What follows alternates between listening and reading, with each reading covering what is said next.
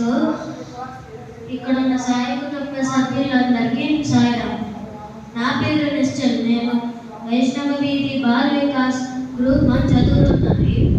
ఈరోజు నేను చెప్పబోయే అంశం పేరు ఆవగింజంత పుణ్యం అనంతమైన ఫలం. భారతంలో ద్రౌపది కథ. మనకు కష్టాలు వచ్చినప్పుడు భగవంతునికి సహాయ సహకారాలు అందించాలని ప్రార్థిస్తాము కదా. కానీ భగవంతుడు మనకు సహాయ సహకారాలు అందించాలంటే వాళ్ళు ఎటువంటి సత్కర్మాలు చేశారని లెక్క వేస్తాము. ద్రౌపదిని రక్షించినప్పుడు కూడా అదే జరిగింది. పాండవులు యుద్ధంలో ఓడిపోయారన్న నెపంతో దుర్యోధనుడి ఆజ్ఞతో దుశ్శాసనుడు ద్రౌపదిని నిండు సభకు ఈడ్చుకువచ్చి ఆమెను అవమానించాలని చూశాడు.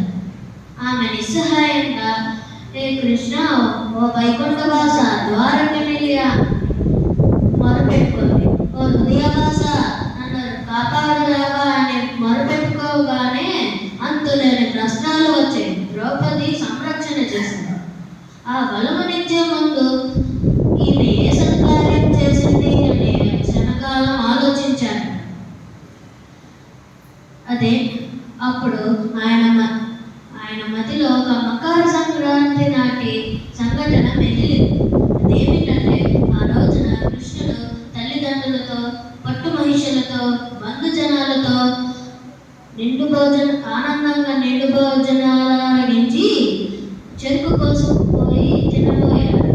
అప్పుడు ఆయన చూపుడు వేలు తెగి రక్తము కారడము మొదలుపెట్టింది. అది చూసిన లక్ష్మీ సత్యభామలిద్దరూ అవి తీసుకోరండి, ఇవి తీసుకోరండి అని పరిచారికలను పరుగులు పెట్టించారు. కానీ పక్కన ఉన్న ద్రౌపది పండుగకు కట్టుకున్న కొత్త చీర అని ఆలోచించకుండా పమిట చెంగు చొర్రన అందించి వెంటనే కృష్ణుడి తెగిన వేలకు కట్టుకట్టింది. వెంటనే ఆమెను దీవించారు. ఒక సమయం మన ద్రౌపది ఈ విషయమనే అడిగింది. అన్నా కృష్ణ, నేను ఆ రోజు అంతలా మొదలుపెట్టుకున్నా కానీ నీవు రాలేదు. నా ఎంత దయ కలగడానికి అంత ఆలస్యం అయ్యిందెందుకు అని అడిగింది. అప్పుడు కృష్ణుడు, నీవు నన్ను వైకుంఠవాస